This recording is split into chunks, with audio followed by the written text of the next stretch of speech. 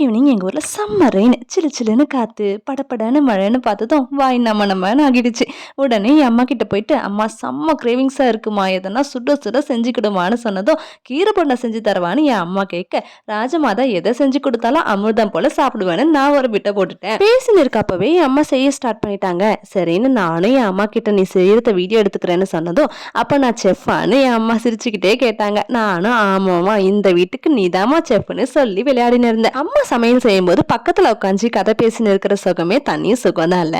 நீங்க எத்தனை பேர் என்ன போலன்னு கமெண்ட்ல சொல்லுங்க. நீ இதோட ரெசிபி வேணும்னா கமெண்ட்ல சொல்லுங்க. அம்மா வச்சு வீடியோ மேக் பண்ணி போடுறேன். பிகாஸ் எனக்கு செய்ய தெரியாது. அதுவும் இல்லாம எண்ணெய் சட்டி பக்கத்துல நிக்கணும்னாலே கொஞ்சம் பயம் எனக்கு. உங்கள எத்தனை பேருக்கு எண்ணெய் சட்டியில வேலை செய்யறது ரொம்ப பயம்னு சொல்லுங்க.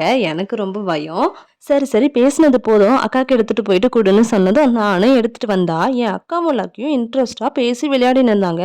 அப்படியே அவங்கள கூப்பிட்டு கொடுத்துட்டு சாப்பிட்டு டேஸ்ட் எப்படி இருக்குன்னு கேட்டதும் என் அக்காவும் கடகடன்னு எடுத்து உடனே வாயில வச்சுட்டாங்க. பாவம் சூடு பட்டுடுச்சு. தென் எல்லாரும் ரெயினுக்கு இதமா போண்டா சாப்பிட்டுட்டு ஈவினிங் ஸ்நாக்ஸை ஃபினிஷ் பண்ணிட்டோம்.